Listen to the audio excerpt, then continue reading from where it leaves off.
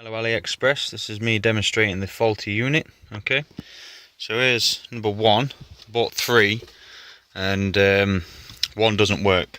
I'm loading up my software, which is correctly installed because I use this software all the time for my vehicle. Okay, so I'm going to plug it into the OBD port. This is number one. Alright then, get it plugged in. Alright, okay. And when this is plugged in, the unit will light up green to say it's connected.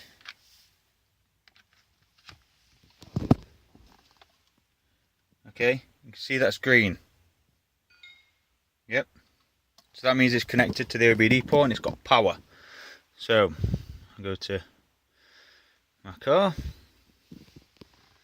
click C4 Picasso, okay, click enter, okay, then click the Lexia. Please connect the communication to the vehicle. Yep, okay, click enter. Yeah, the relay, click on the box. Okay, entering the vehicle information. Is the VIN read on the vehicle correct? Yes, it is. It is a 7-seat estate. Okay, so that's device number one. It'll register. The lights are on as normal. Okay, and from then on, I can proceed to using the software. Okay, so then it'll ask me for an RPO number, then you go from there. Okay, I will test number two. So bear with me, I'll disconnect this one. So that one works. Okay, so I will put this one on my dashboard. That works. So I'll put this empty box with the working one. Okay, this is number two.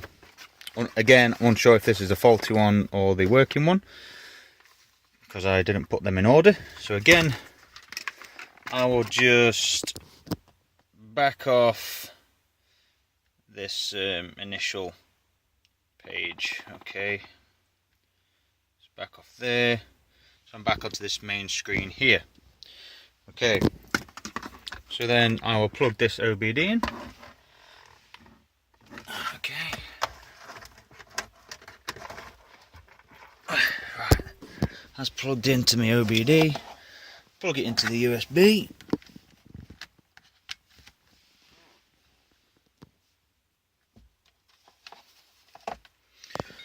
Green light showing it's on and working. Okay. Same vehicle screen as last time on the software. It's loaded up. Okay. So I will click my car. C4 Picasso. Okay. Go to this screen again. Go to that. Okay, we got to this far last time. Ignition is switched on, by the way. So I then click OK, as I did last time. You hit it click. Okay, so that reads fine. 7-seat estate, everything's all good. VIN code, motor number, everything. So it's located the car. I can then proceed to mapping the car and what have you. Okay, so there's two tested units. Now then, so I'll quit off that. Okay, so the next one is going to be the faulty one. Okay, so let me just get off this here and back off. Yep, okay, and we'll go back to there. Go back to the main home screen again. Okay, so let me demonstrate the faulty unit. Okay. Yeah. So I will put this working unit on my dashboard. Okay. With the working box. Now then, see what happens when I connect this unit. Okay. I need to connect the end to it, which, by the way, I have tried different just to make sure that it wasn't a faulty lead. Just connecting this lead up, and it wasn't. It's obviously a faulty unit. I'm just connecting this lead up now. Okay, so that's all connected up there, standard. Right, okay, so I will install this in the OBD port as usual. That's in. Okay, plugged in, power on, plugged in, and that's where the green light's coming from. It's getting power both ends. Okay, now then, watch this. Okay, it's already registered by the laptop. Okay, double click C4 Picasso. Yep, double click on that as normal. The same screen again, please connect the vehicle. Okay, ignition on, just letting you know. And then when I click this, watch. There you go. Cannot communicate with the vehicle. Faulty. This is faulty. You see me do the exact steps. I will show it again. Okay, cannot communicate with vehicle. So I'll try again. Okay. So when it says it can't communicate with vehicle, it cannot do anything. It can't go into any of the options because it can't recognize the car. Okay, so I'll go into my C4 again. Click that again. Get to the same screen again. Okay. There you go. Same again. Cannot communicate with the vehicle. Okay. And it's asking me to manually put a VIN code in. Okay. Which I have tried putting a manual VIN code in, and it just clicks. Which, if you want, I will show you as well. So I pull this one out. This is the faulty lead. Okay, let me just back off on this software. Okay. Back off. Alright, so I'll put a working lead back in, and I'll show you what I can do. Okay.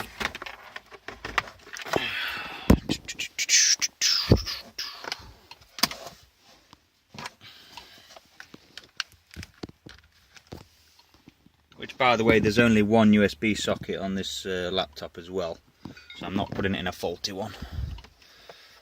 Green light on. This is one of the working units. So C4 Picasso again. There, look. Okay. This is one of the working units, by the way. Go to there. Select the vehicle. Yep, thank you. Read the vehicle, knows what it is. Enter an RPO number. Okay, 1, 2, 3, 4, 5. Continue. Okay, right, that's loading. Right, watch this. So this is the working lead. It allows me to get into the software, nice and easy. It loads this up now. Okay, so this is where I'm going to show you the difference. If I click diagnosis there,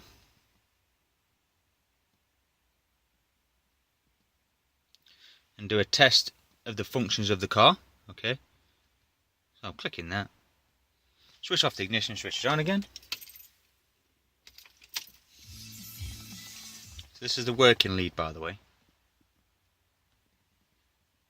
Okay. So you heard it click once, that's fine. It's reading the vehicle configuration. Okay. Okay. And it's actually loading. It's actually got onto this screen now. It's reading them all fine, as you can see. Yep, it's reading them all. It's doing one relay click per item.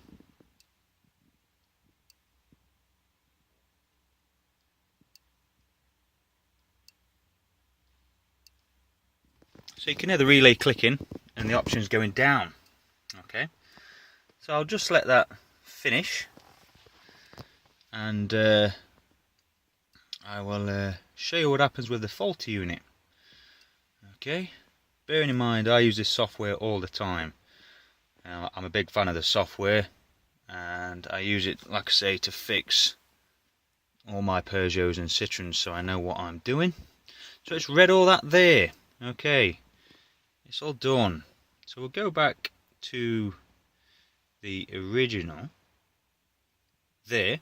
Okay, so as the software is loaded, so all it's doing is swapping leads.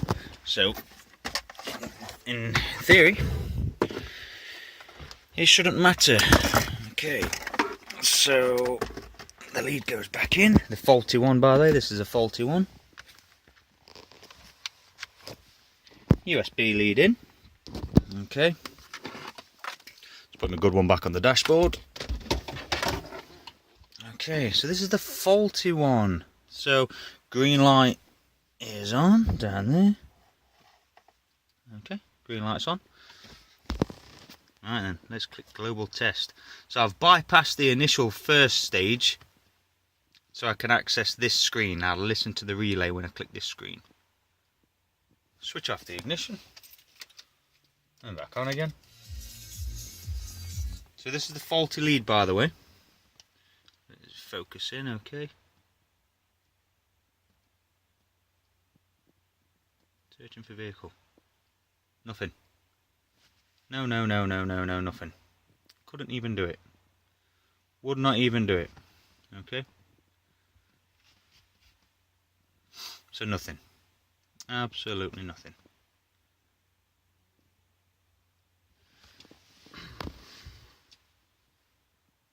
Doesn't work. I'll try it again. I'll show you again. Global test. Switch off the ignition. Switch it on again. Okay. Let focus in again. Try again. No. Can't even detect them. Okay. So you've seen the faulty one again.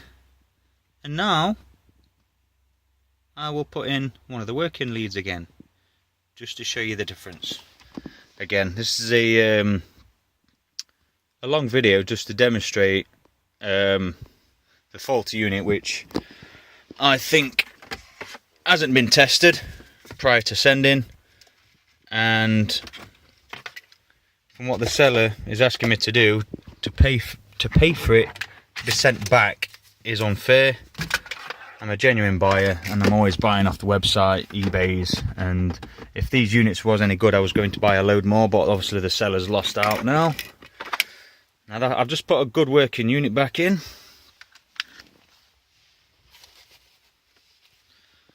Okay, unit's back in. It's made the USB noise on the laptop. Let me click a global test again, okay? Switch off the ignition. Switch it on again.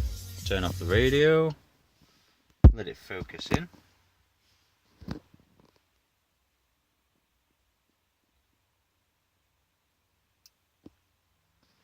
You notice the difference? It's searching for the vehicle again. Bear in mind this is the working one. Okay. Now it's actually loading this time. This is the working unit, by the way. It's detecting them all. Yes. It's making each individual relay click.